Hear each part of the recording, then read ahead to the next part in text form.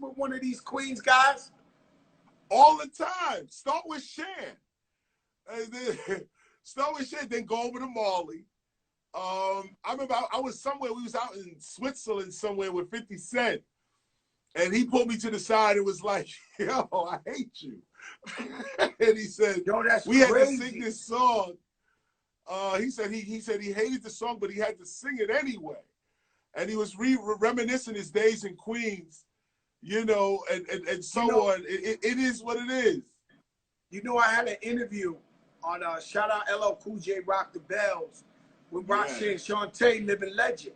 Yes. And I asked her, where did you hear the bridge for the first time? She said she had a show in the UK, London. Righteous. She said she ripped it down. It was ram-packed, sold out. This is in the, she said she got in the limo, and the limo driver said, yo, Shantae, you need to listen to this. And he pressed play. And she said, holy shit, we're in trouble. Wow. Why was The Bridge Is Over even created, Chris? Well, I was, you know, let me take you back to Shinehead real quick. I was looking at Shinehead. He used to have these mixtapes out back in the days. And he also had a record out called Who the Cap Fits. Let Them Wear It. Who the Cap Fits. So I was Let Them Wear It. Who the Cap. Shinehead was the man. He was huge. I was a huge Shinehead fan. I was over there checking everything he did. And I always wanted the hip hop reggae style. Well, actually, I wanted reggae in hip hop. And I never understood why nobody ever did it. Like nobody, you know, this is 85, 86. Run DMC did something with Yellow Man, but it was Yellow Man with hip hop. It wasn't really like Run DMC in Yellow Man's dancehall style or anything like that. So I had already I'll tell you something. I never heard of reggae or dancehall till The Bridge Is Over. That's a lot of people said the same thing. And this is the point. See, back then, see, Joe, you're touching a lot of buttons because in 84, 85, originality was a big deal. You had to be original, you know, biting another dude's nails, you know, you had to be original. So we were all looking for ways to be original. You had Fat Boys, Houdini, Run DMC, you know, these were, you know, over the top imaginary group scenarios. And so I wanted to come with something that I knew we was listening to every day in the Bronx, Gun Hill Road, every day on Flatbush Ave, Brooklyn, every day on Jamaica Ave, Queens, every day in Harlem. I said, I know we listening to this right here. Why can't I? So I wrote The Bridge Is Over first when we got into the confrontation with MC Shan. Who made the beat? Scholar Rock? Well, we all had a taste. The beat comes off of a wall in the bathroom of the shelter at 166th Street in Boston Road. I used to beat on the wall. That's across the street from my block. That's right. Forest Projects was right there. You know the deal. We were hitting the wall like that. So I made the beat on the drum machine. I banged out the first beat, and then Said G took it over from there. We did the beat over. Said G did it again and put the doubles in it and all the tat and all of that. That's Said G straight up. Shout out to Said G. He told me that. I ain't quite believe him. I ain't gonna lie to you, Chris. Nah. He told me like you said you didn't believe him. Nah, I didn't believe him like that. And I love Said G's, but you know, I was like, why am I hearing this 25 years later? Like, I should have heard this a long time ago. Now, Chris, what made you, was it, let's be honest, was it what we call now, and you can ask your daughter what this means, a clout chaser? Was you clout chasing them, or you really had a deliberate problem with MC Shan? It was both. Let me admit right now that it was both. Mr. Magic and the Juice Crew was the shit. This was the crew to be with. If you was a dude like me, like I'm spitting raw in the street, we trying to get on, ain't nobody putting nobody on. It's Mr. Magic. You got to go there. So we originally went to Mr. Magic with our demo to be in the Juice crew. So Magic disses us, and that starts the battle. Because he said, basically, and I'm paraphrasing, basically that the Juice crew, what they're doing is what's dope and happening. And my little conscious records and trying to stop the violence, that was not it. So he played us, and that's what I had. I had elementary, advanced, and the lyrics to My Philosophy on another beat. And we took that to him, and he was like, nah, this is whack, and we're not really dealing with it. So then the battle started. So in one breath, I can't front and say that, no, we wanted to be down with them. Let's get that clear. We wanted to be down with the Juice crew. We wanted to be down with all of the hot This is a joke for a moment. This is a joke for a moment. I don't think I ever heard you say you wanted to be down with them. We wanted so they were the powers to be, then they dissed you. And so you said, I'm gonna go for the king, MC Shan, the leader. Well, Shan wasn't really the king. Shantae was the queen. Remember back then, Shantae was destroying. I'm Shantae. Brahms, skipping Brahms are fresh. I'm Shantae. She was out of control. Shantae had everybody shook. Okay, Shantae. After when UTFO, it was on from there. And then we heard a little something how she was doing dudes in Queens, how she was doing battles and stuff like this. So it was really Shantae. And then from there you had Biz, and Biz was a beast with the beatbox and all that. He made my favorite song, singular song, rap song of all time is The Vapors by Biz Markie. Oh, word. And I didn't know yesterday Big Daddy Kane was on here. He told me he wrote that. And I was like, word? I was like, yo, Kane, you wrote my favorite song ever. Whoa. He wrote that shit. Yo. We're going to be all over the place because, you know, it's too much to talk to you about. But Kane, so I asked Kane, right? Because the way it goes with Terror Squad is if you got beef with one of us, you got beef with everybody.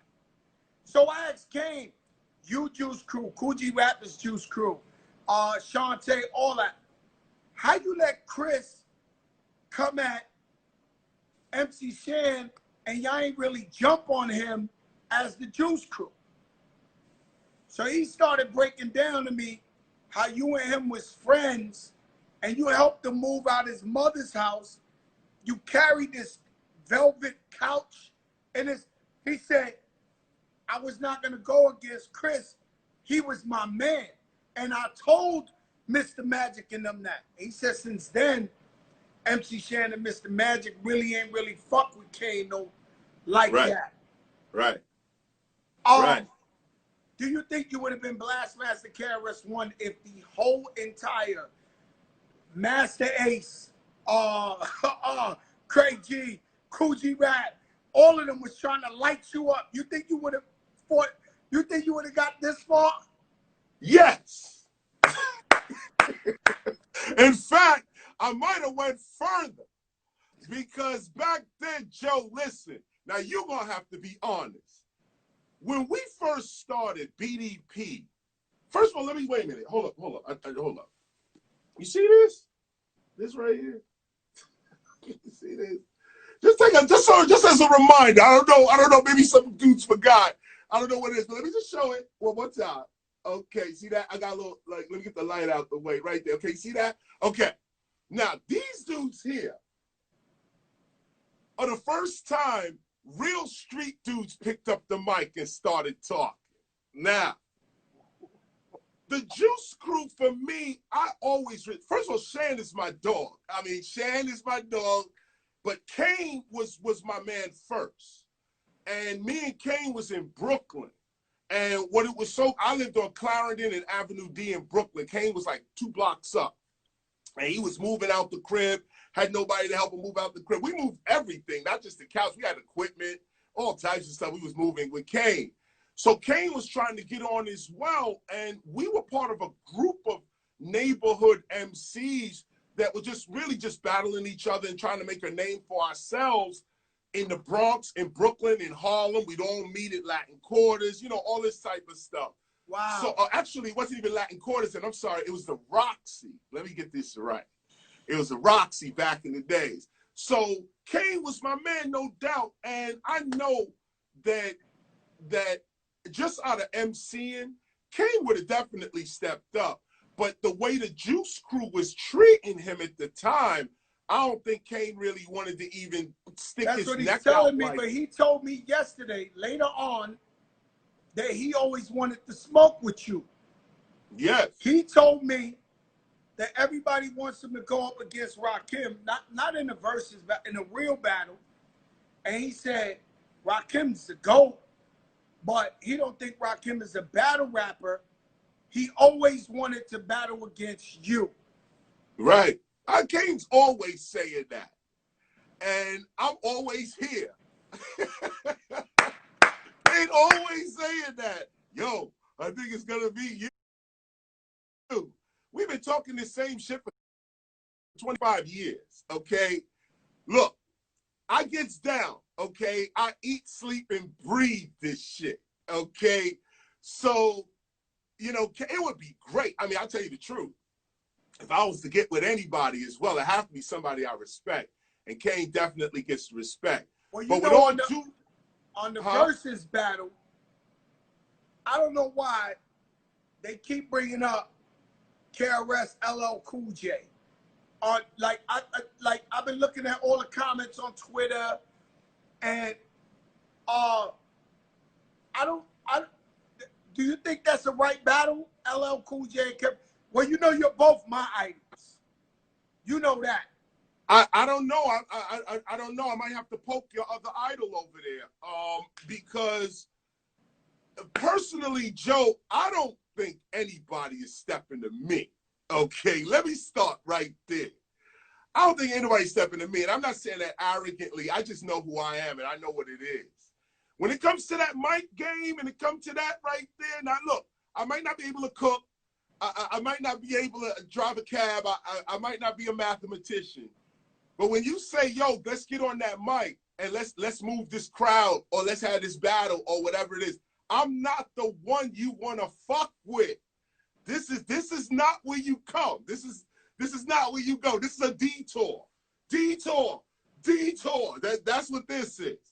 Because Chris, if you don't follow the detour, there will be reconstruction on your entire career. So I hope dudes is doing their homework and going back. I mean, look, this is what history is all about. Go back, do the homework, take a listen. Those that don't want to go back, you can check me online right now. You can leave us right now. Go check some of my live shows. You see my freestyle. If you think you're going to rock with KRS, let's go. And that goes for any motherfucker out there. Really. Oh, my God. Yo, Chris, listen. That's why you're my idol. But listen. Would you do a versus with LL Cool J? I of course, but I think the verses, let me be clear with the verses. They just songs. They're not battles. They're not. It's song for song. Song for song, celebration of rap. It ain't battle. I don't think LL would survive. My shit is thorough, Joe. I ain't bragging. I'm not bragging, and I'm not being arrogant. I don't think he would survive. I got 25 albums, G.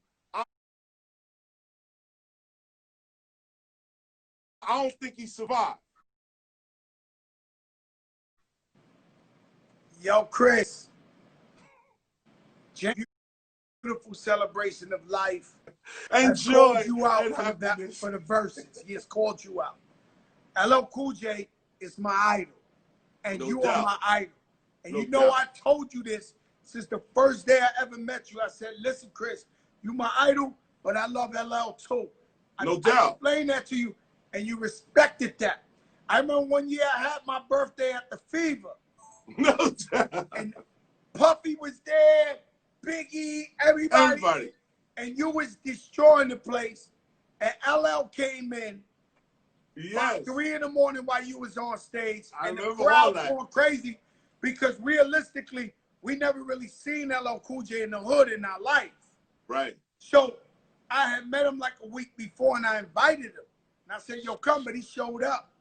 And I remember when he showed up, that was when Flavor in Your Ear was the hottest beat in the world. And when he showed up, you looked at me and you smiled. And you passed him the mic.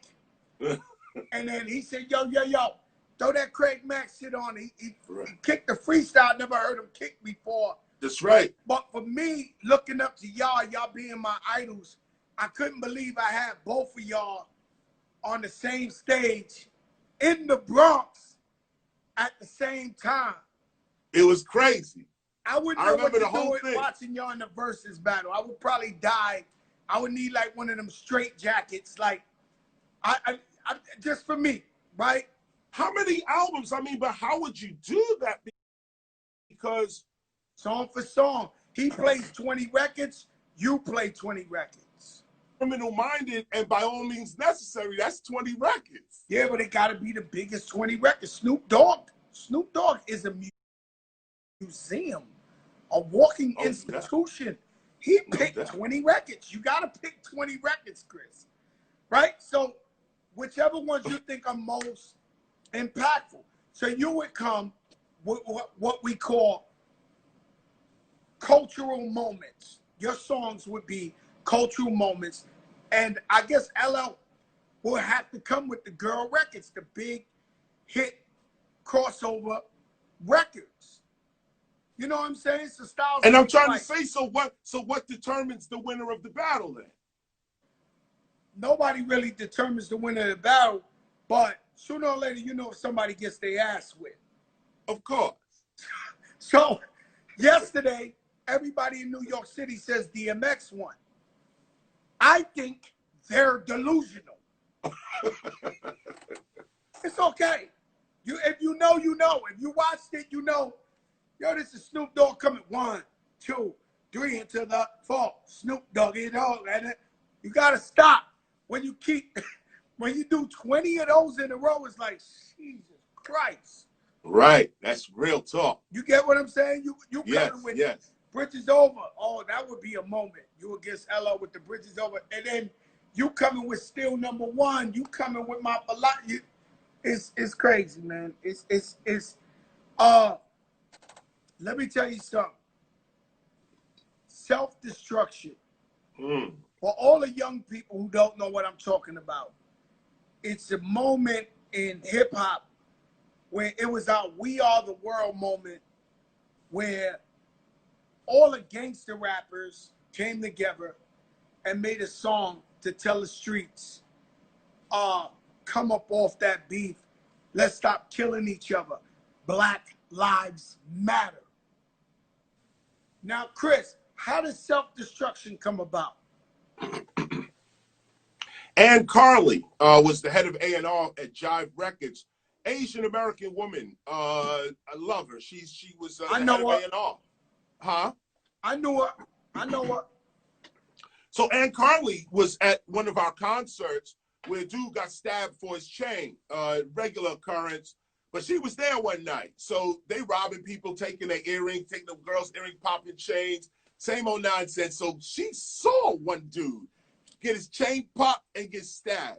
This is the head of A&R for Jive Records. She was so like, oh my God, this is crazy. She went, and I had already wrote a record on By All Means Necessary album called Stop the Violence. 1, 2, 3, the crew is called BDP. That record, wrote that already. So she said she wanted to take that record and make it a movement. And I was, of course, like, yo, word up. This is exactly what we need. It's the direction I was already going in. But she's the one who said, let me take this record and make what is called the Stop the Violence movement. She already had Nelson George down. Big up to Nelson George. He was a writer back then for Billboard magazine. He produces now for television and VH1 and all Nelson that. George, break down who he is to me. because I never knew who he is. Nelson. I watch all these editorial movies and documentaries, and he's the guy. If anything goes on in hip hop, they go get this guy to talk. I want to know what gives him the validation, what gives him the authenticity that he's able to talk about critical hip hop moments. Because can you break it down to me? And no disrespect to Nelson George. None, no disrespect. Nelson George is the man. But your question is so real because, to be honest, the quick answer is that he doesn't have any credibility or authority. Let's just cut right to the chase with it. Ain't nobody got no goddamn credibility except you and me, Joe. That's it. Okay? And if you ain't made a record, now look, and I say this, of course, because Nelson's my man as well. You probably have him. No, I got love for Nelson George, too. But I just wanted to know, they always got a guy, right? So say you're watching the ID channel, they always got that guy with that voice. No doubt. If you're watching any hip-hop explosion, and I'm not taking nothing away from him, but they always go to this guy. Right. And I've met him a bunch of times, and he's a cool guy. But I'm thinking, you being the teacher, you knew something I ain't know. Look, the media world is its own world. And this guy, Nelson George, is a very good writer and a classic writer. He was there. There's a few of them like Harry Allen, Nelson George, Kate Ferguson. Oh man, I could name a couple of people who are writers, like Ernie Panicoli's a photographer, Joe Gonzo, photographer. You know, these kind of guys. They were always around us writing, looking, asking questions, this kind of thing. So Nelson George is one of those dudes. And Nelson George was there when hip hop was really trying to get organized. He was one of the only few intellectuals that would even give us the time of day. It's not so much what he knows. It's more about how he treated hip hop in hip hop's crucial moment. And that's what really gives him the respect. He wrote the book, Stop the Violence. He joined the movement. He actually co-created the movement, Stop the Violence, and then went on to do great things. He's the VH1 hip hop honest producer. I know he is. He's a good guy, but right? But your question, but wait a minute, Joe, let me finish that question though, because what you're saying, people need to know this, that this is how hip hop gets colonized though, because you and me, Joe, we are the culture itself. And everyone who is like us, who produces the culture, lived through the culture, bled for the culture, put money into the culture, took money out the culture, those who are engaged in hip hop, we're the only real scholars of the culture. And you don't have to be a celebrity. If you anywhere in the world and you engaged in breaking, MCing, graffiti writing, DJing, maybe beatboxing as well. If you're trying to show a young kid how to do his thing, how to show a young girl how to dance her thing, how to do a thing, and you putting hip hop on it, you talking about the traditions, you letting them know what it is. If the award shows go by, you like, this is this and this is that. And before this guy was there, this one was there. And this is what this means. And this is why this is like this. Those are real hip hop scholars. And they're all over the world. But they're not going to get a job at a university. Viacom is not going to hire these people. Okay, so and the reason being, Chris, the reason why I started doing this, right? First, I started with a podcast called the Tunnel. What was it? The Coca Tunnel or some shit. And I interviewed everybody, Spike Lee, whoever you name, 6ix9ine, before court case, right? That's right. And I was watching these documentaries on hip hop, the birth of hip hop, the this and this and that. And the facts were so horrible. I would watch documentary after documentary, and if whoever made it or executive produced it swayed the truth in their way. That's right. That's right. And now I got scared as a fan of hip hop and me just being hip hop my whole life. I said, yo, this is not how it went.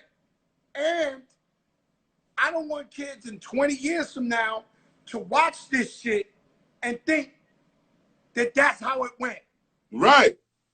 And I literally watched one documentary where, and I love this person. I love him. He's probably realer than you to me. And you know how much we go back. When I was in trouble, he's the only person on earth who asked me, Joe, can I help you? His name is Pitbull. Pitbull, a rapper. Sat me down and begged me, Joe, can I help you? You're my brother. I love you. So I worship Pitbull. But I watched a documentary that say he's the first Latino rapper in rap. No, this shit was on HBO. Wow. Like, big shit, production, and I'm sitting there and I'm like, so no Crazy Legs, no Tito from the Fearless Four, no Ruby D, forget Big Pun Fat Joe, but no P Real, Cypress Hills, no Miller Man Ace, no, and that's when I was just like, oh, we can't let this happen, because, and he had nothing to do with it. He's my brother. I love him. It's just I started watching these documentaries, and these people started lying. And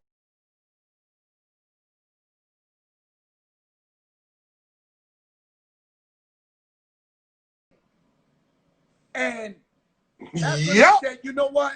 I want the kids to see not some journalist guy or whoever wants to fucking lie about what the truth is. That's why I got involved with this, to tell the truth, to let you tell the truth. Let Big Daddy Kane tell me for the first time he wrote Papers. I didn't That was know crazy. that. Wow, that was crazy. So I'm sitting there, and every night we hear something new. So it almost got me, and it's no disrespect, because we got living legend hip hop journalists who have contributed to the game immensely. But it almost got me biased, saying, if you ain't really lived this shit, if you ain't really make that hit, if you ain't really have to fight the promoter because he ain't have your money, if you ain't have niggas shooting at you just cause, if you ain't have to war against 50 Cent and Jay-Z and this, if you ain't, then I don't know how I could justify you telling me if my shit is hot or not. You real with it. This is what it is. And this is what we went through with the A&Rs at the record label. You sitting behind the desk and come to the studio on the last day of the session to say, raise the snare. No, this is what hip hop has been dealing with the whole time. And that's the reason why, though, we cannot allow that. And that's why what you're doing right now is straight scholarship, because the kids will get a chance to hear straight out the mouth what it really is. And it's important that we do this, because 20 years from now, it's going to be crazy. Chris, I hopped out the casket. I was dead. They took my money. And the way this game is, if you ain't got money and you ain't got a bag, they don't really respect you like that. And so I threw a Frisbee out of the world, called All the Way Up with my sister Remy Ma, and the shit went #1 and brought us all the way back. From hell, right? And you know, because you're a Leo like me, you know me, I'm not even surprised if you say to yourself, I know Joey was coming with that. No. You know I'm not fucking stopping. Right. We different. Right. We are different. You knew, okay. Back, I remember one time I picked you up, I had the Phantom and this and that, and I'm picking up my idol, and you look at you like, yo, Joe, man, you saving money? Like, you saving money, Joe? I was like, I'm balling. You know, I'm always balling. I'm like, yo, Chris, I'm good, but you don't anticipate shit. But why I'm telling you this story is, that was in Miami. Yes. One of my mentors, Steve Rifkin, says, Joe, you have been summoned, right? You have been summoned. I can't say the name because this is maybe, I'm not talking about no regular guy. I'm talking about a guy who owns 90% of whatever record is played in hip hop now. Wow. So he said, yo, this guy wants to see you, Joe. So I'm not gonna disrespect him. I go with Steve, sit down. The man tells me, this all the way up is killing, and I done been through it. And I said, well, you know what? I took this respect for you, but me signing with you when all the way up is already #1, that would be like me winning the championship and giving you the belt. What? I don't need that. I'm good. I appreciate you want to do business, but I'm cool. And no disrespect to the whole entire industry, but this is what a lot of these guys do. They get lucky. They sign 30 people. One girl becomes Lady Gaga or Rihanna, and they stand in the picture like they discovered. They make the music. They the man. I hate that shit, Chris. They didn't make a beat. They didn't do. They got lucky, and they stand there like they're the man. Like they made it. You're lucky to be in the picture with them. That's right. This is crazy to me. Listen, you know my middle finger been up since 1986. Fuck them all. That's the motto. I keep trying to teach my kids that. This is what the issue is that the minute you think they are valuable, you devalue yourself.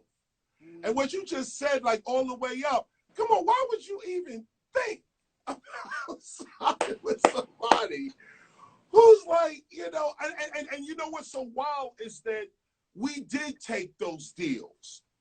Back in the days, we had to take these deals. We had to, you know, nobody was offering us nothing.